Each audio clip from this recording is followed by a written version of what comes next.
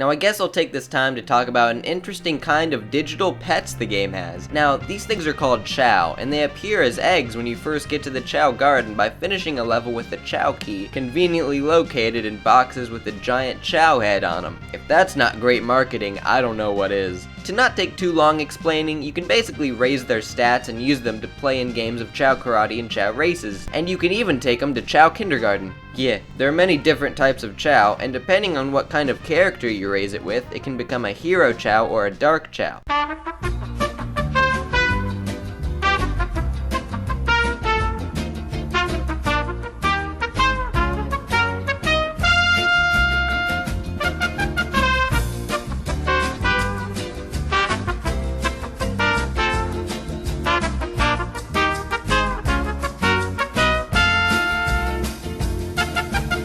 But I digress. Getting back to the story, Sonic then finds Shadow on the island on, again, a very conveniently placed square of land. They call each other fake and gay again, you know, classic Sonic, classic Shadow, whatever. So we beat Shadow, and Eggman comes on Shadow's walkie-talkie or something, remember those? And tells him to get off Prison Island before it blows up. Sonic has the appropriate response. Blows up! And the next level, Green Forest, is probably another one of my favorites, with another one of my favorite pieces of background music in the game. One thing I always liked about this level was that it had a timer. That increased the tension of the level so much, not to mention Sonic mentioning how he has to find Tails and Amy and get out of there. It just makes you feel the need to go through the level as fast as you can. Sonic, Tails, and Amy escape, and then Eggman blows up a chunk of the moon from his space colony. Eggman at a space colony? Okay. Tails and Amy meet up with Knuckles, their voiceovers get drowned out, and Tails announces that he has to chase after the president's limo. Alright, whatever. Whoa! Driving? Oh my god. This is the best thing ever, oh my god.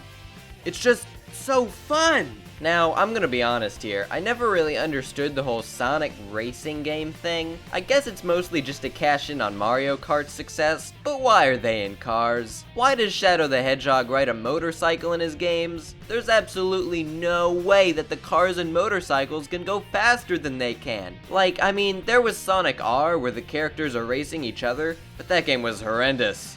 I guess I can let this slide when it comes to this level because it's Tails. And Tails isn't fast. They haven't made Tails the two-tailed fox mouse thing yet, but hold up. Once you finish the stage, you unlock racing minigames, which allows you to play as any character. Again, why are Sonic characters in cars? Why? It makes no sense. Whatever. The level was pretty cool. You could run into cars and murder people. What's this game rated? E for everyone? Better call up the ESRB. There's a problem with this GAME's RATING. And do they fall through the ground when I hit them? Who did I just kill? How many families have I torn apart needlessly? I've ruined so many lives. Oh yeah, I don't care. Surprisingly, the president's limo is just hanging out cruising along this floating highway. No escorts or anything. Again, what the hell's with this floating highway? Why is it so high up? So Tails somehow tailed the president. Ha, tailed, get it? And Sonic just appears out of nowhere. Honestly, I would have liked to have played a Sonic level made out of textures like Route 101's. And at the end, you kind of tail Tails' car like Tails did the president's. Say that 5 times fast. So Tails figures out where Eggman's transmitting from because the president was attempting to negotiate with him to save the US. Come to think of it, why didn't the president have someone doing this? So then the US government could have known where Eggman was? Oh yeah, because he kind of blew up a chunk of the moon with a space station, so everyone knows where he is. But wait, what? Hold the phone. You're telling me that Sonic and the gang needed to figure out where Eggman was after he blew up a chunk of the moon? Yeah, okay. Why does nothing in this game make sense? So Knuckles points you in the right direction, Eggman's pyramid. Tails finds the entrance, Sonic has to venture deeper in, and Knuckles has to find 3 keys for this door Sonic found. So Jesus Christ, 3 pyramid-themed levels, it's agony. And before I go any further, I want to point out this boss. This boss scared me so much as a kid I had nightmares about him. That's right, I'm talking about King Boom Boo. Just look at this guy. He's 5 stories tall. And just look at those eyes and those teeth. Jesus H. Christ, he's like a mix between Audrey 2 from Little Shop of Horrors and the Ghostbusters logo ghost. So anyway, after the freaking giant-ass killer ghost boss, Eggman meets you and unleashes his beast, the Egg Golem, upon you. It's actually a really easy boss. Afterwards, you fly into space with one of Eggman's giant rocket ships he just had lying around.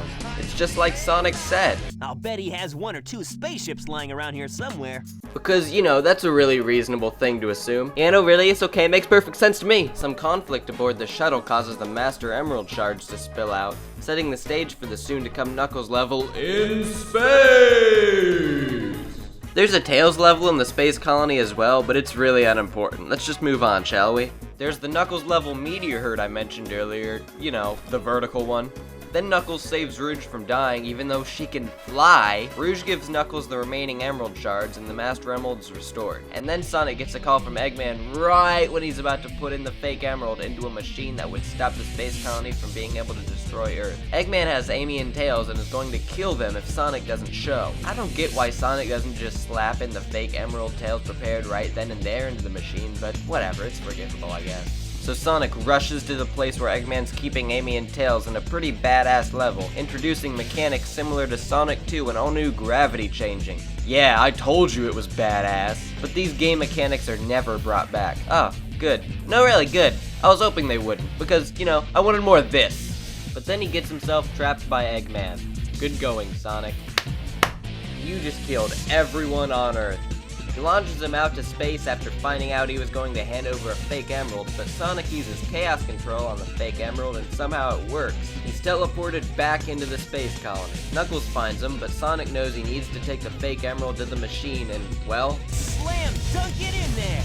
But while that happens, you fight Eggman again as Tails. And this fight is way harder than your previous fight because Eggman has a freaking giant ass laser. Look at that thing. It alone could rip a hole in the earth, I'm sure. It's also a pain in the ass. It's like impossible to avoid unless you consciously think about the sound cues and start getting out of the way seconds before he even starts firing. Yeah, it's one of those kind of bosses. Reminds me of when you fight the Satan Meat Boy thing, Satan in Super Meat Boy. All of its attacks just happen, and there's no cue, no indicator, or anything. It's terrible. You just have to memorize, and that's no fun. Games are supposed to be fun. Oh, its name's Littlehorn. Thanks. I'm still gonna call him Satan. Then you get to play as Sonic again. Finally, am I right? So yet again, another really badass level is introduced with space platforms. Yeah, look how awesome this crap is. All these space platforms, who the hell designed this space colony? Do these linear pathways have some sort of purpose other than to provide as a level in the game? Looking at the space colony in a cutscene, I can't figure out where they'd be. I know Meteor herd has to take place on the bottom of the colony, but Jesus, you're above the earth. And sometimes you grind near similar structures that appear on the bottom of the space colony. I guess it's just somewhere. I don't know. Don't think too much about it. Honestly, that has to be your mindset for this whole damn game to overlook all this insanity. And then, I mean, I'm not too much of a fan of this game's story anymore, being, you know, more mature and grown up, but this is an epic moment. You never cease to surprise me, Blue Hedgehog. I thought that capsule you were in exploded in space. You know, what can I say? I die hard. Yeah, except for that line. It's the cheesiest damn thing so far in this game. So Sonic and Shadow fight it out on this huge-ass long strip of space platforms that will start to fall if you start to fall behind. Now, this battle's not hard, but it's not really completely easy. It's rather easy to get hits on Shadow into the last 1 or 2 hits. Then you just have to get lucky, like I did here. What I love is that there's an updated version of this fight in Sonic Generations.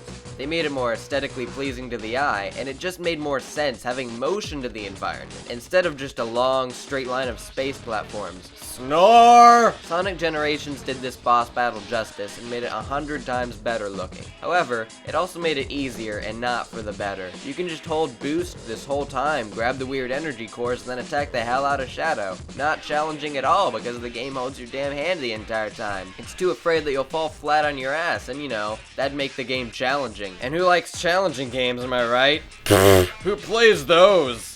Sonic Generations also had an updated version of City Escape, and it's pretty awesome too. Now there's multiple branching paths you can go on, so it's fun to find all the different ways to get through the level. They actually made it feel like I was snowboarding and running through an actual neighborhood. So again, Sonic Team changed the level for the better in Sonic Generations. But the Sonic 06 level still sucks. They couldn't help it. I'm surprised Sonic Team hasn't come out with an official apology for that atrocity yet. I'm sure it's already been taken out back and dealt with, but I feel like they need to come out and apologize, then release a 10-page essay on why the game's terrible and the basics of game design.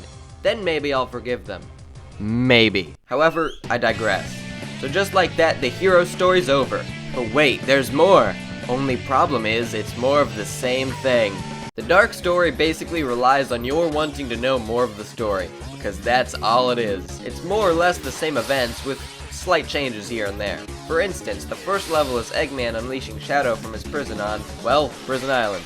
But there are quite a few similarly themed stages. And of course, this is to create some order in the Sonic Adventure 2 universe, but it ends up being a little repetitive. I'll just skip all the BS and cut right to the chase here. There are some awesome and unique stages in the Dark story, but again, they're mostly the Shadow stages, like how the Hero story's better stages were the Sonic stages. This proves a point I'll come back to later. The Rouge stages are treasure hunting, like the Knuckles stages, with one for finding keys, like the Knuckles level. The Eggman stages are exactly the same as the Tails stages though. There is a little variety, I will admit. The Eggman stage Cosmic Wall is pretty awesome, using your boost to float up because of low gravity. That's pretty cool, and I still have a lot of fun on that stage, like I did as a kid. So you go through pretty much the same story as the Hero story, besides some minor details. Shadow promises Eggman a wish, which is why they needed the space colony. They need the 7 Chaos Emeralds to make the space colony Eclipse Cannon be at full potential to be able to destroy the Earth. So there is a bit of interesting exposition, mostly between Rouge and Shadow, the lovebirds.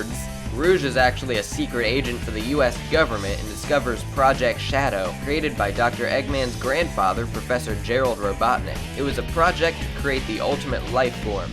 Apparently, there's another ultimate life form besides Shadow, because Rouge pointed out that she had a picture labeled Ultimate Life Form, and it wasn't him, but some lizard. I love the logic behind that. Could anyone have just taken a picture of anything and captioned it Ultimate Life Form and fooled Rouge? If I would have taken a picture of a damn blobfish and labeled it the Ultimate Life Form, would she have questioned it, or would it have gone down like it did in the game? Who knows? All I know is that blobfish are friggin' weird looking. Anyway, you get up to when Sonic's on his way to the core, and there's a similar yet different enough Shadow level to coincide with the Sonic one. Honestly, these two stages are a great conclusion to the two story modes because of how solid they are. The Sonic stage revolves more around grinding, and the Shadow stage revolves more around using these new gameplay elements, these green rotating cylinders. They rotate around and Shadow runs with them. It's pretty cool, and honestly, it kind of blew my mind as a kid. So you play the Sonic vs. Shadow battle again, this time as Shadow. It's slightly harder, but not too bad once you get the hang of it. While recording footage, I realized that I was able to breeze through most of the bosses because of how often I played this game as a kid.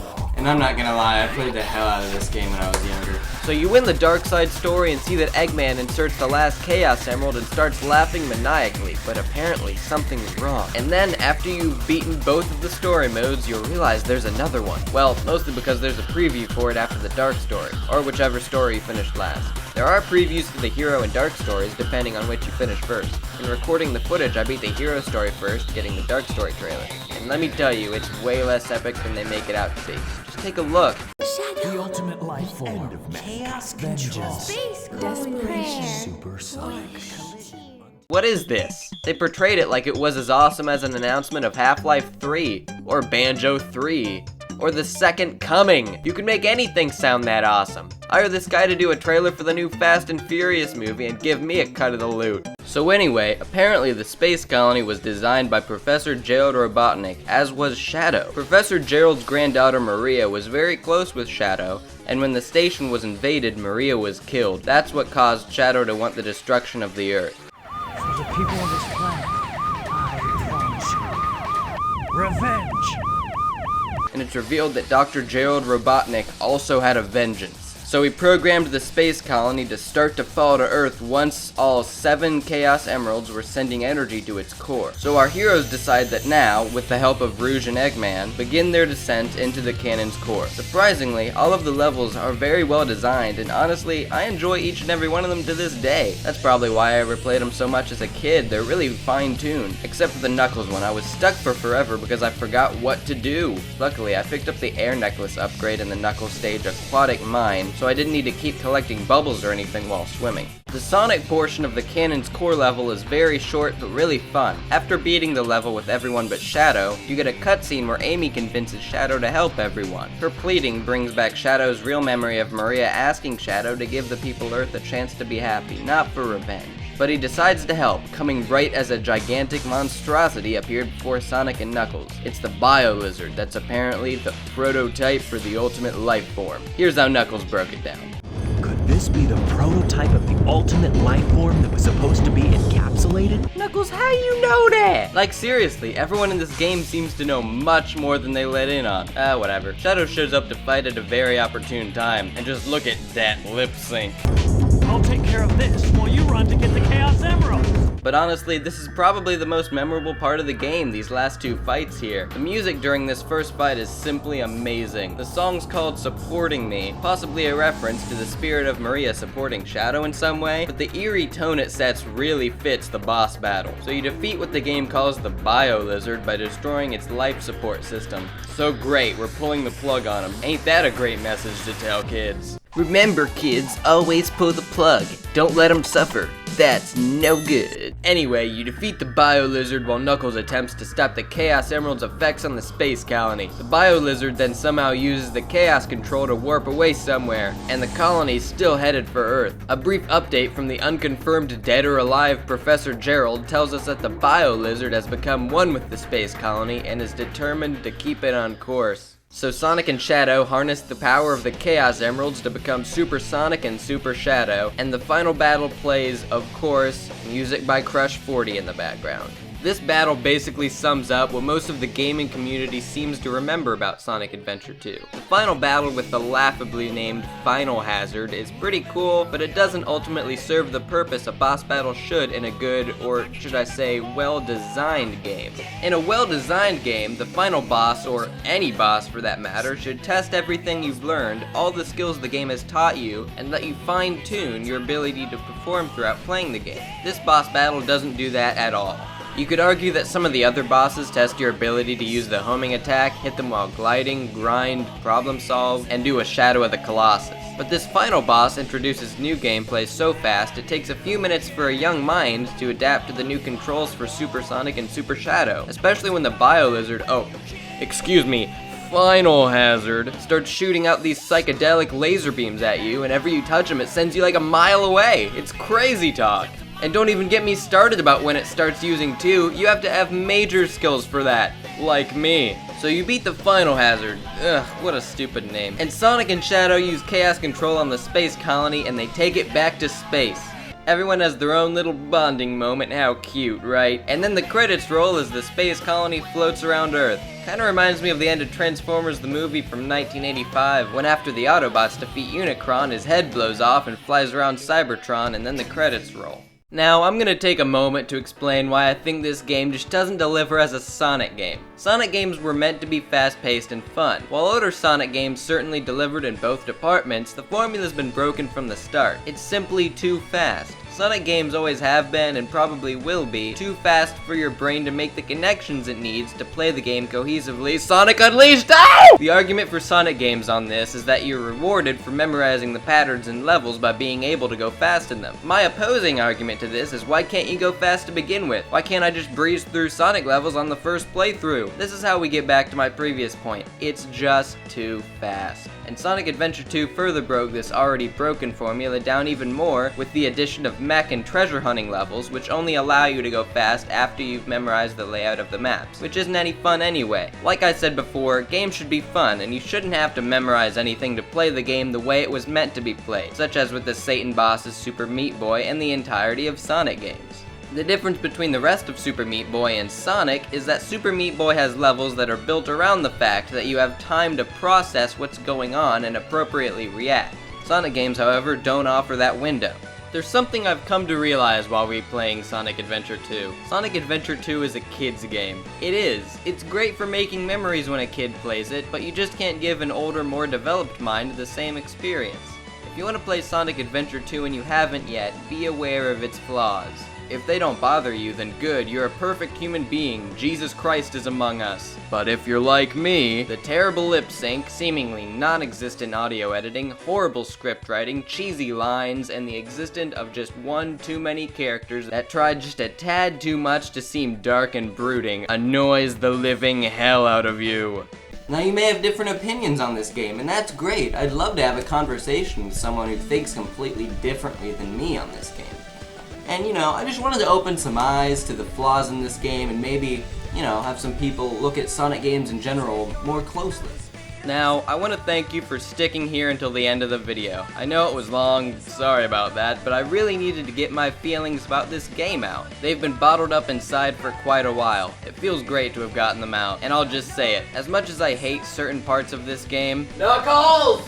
You'd probably catch me playing it on Steam every now and then. While it can be excruciating, those parts of the game can be ignored because this game is an all-out nostalgia blast every time I play it. Now, I'm gonna go play Sonic Generations. Stay tuned for more reviews in the future, but after I play Modern Chemical Plant again.